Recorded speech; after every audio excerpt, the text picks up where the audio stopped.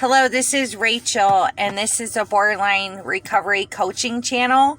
And so I wanted to talk about how borderlines can use empathy against themselves, and sometimes when you're using your empathy against yourself, it works against other people, and then people automatically assume that you don't even have empathy.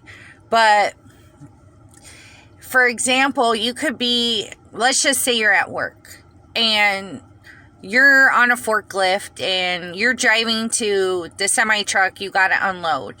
And you're fine, you're in a good mood, you were laughing with your coworkers before the shift started in the break room. And all of a sudden you notice when you're approaching a certain person and then a small group on the other side, you're angry, just full of rage, and you feel the conflict and the tension, and you just want to,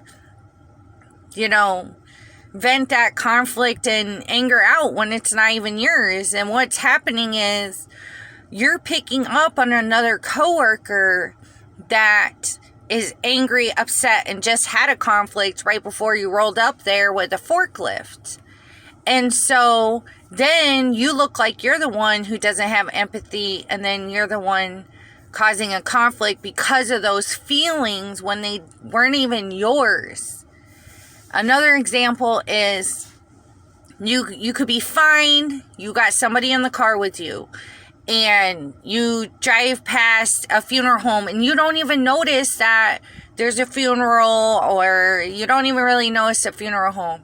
But all of a sudden you'll be overwhelmed with despair and sadness, and even start crying, and it makes you look unstable to the other person, because nothing actually happened to them. It's out of the blue, and it just looks like you're really unstable and oversensitive for no reason.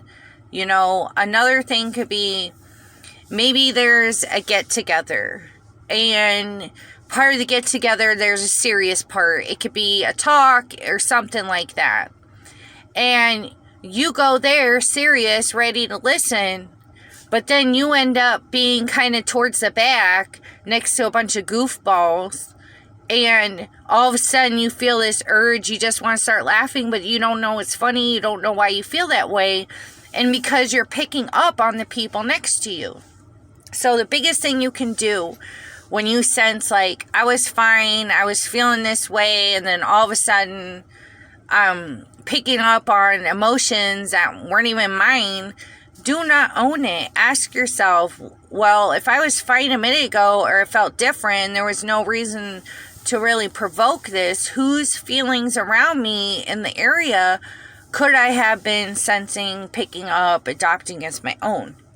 You really got to check in with yourself and do self-talk to separate your emotions from theirs, because the empathy can be so unstable that you're just automatically taking other people's feelings. It could be you go to the gas station and, somebody's really frustrated, they're having a hard time, and let's say they're having a hard time with the cashier and they're frustrated, and you were fine, everything was fine until you got in there, and then being around this conflict, all of a sudden you're irritated and you cop attitude with the cashier too, when it wasn't even your problem, and those weren't even your feelings, and you may have not even been there for the whole situation.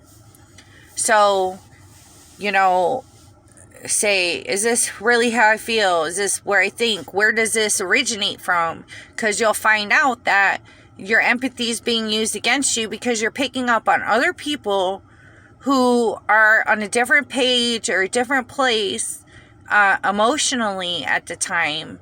And just because you feel it doesn't mean it's yours. You could be around a good person and you feel great and you just sense that.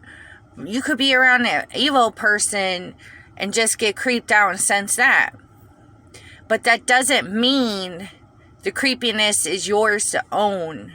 You know what I'm saying? Just like it doesn't mean the good things you see or feel with someone else is yours to own. Those are their feelings, not yours. And so it's just really important not to adopt other people's feelings and moods. If you notice that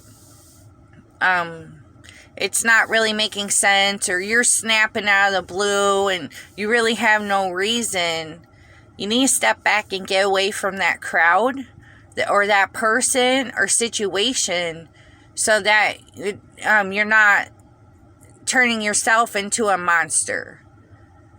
You know, like they say, sometimes when you're fighting a monster, be careful not to become one. So when you're, going about your day, don't become a monster just because you pick up other people's emotions and feelings. So I hope this helps you.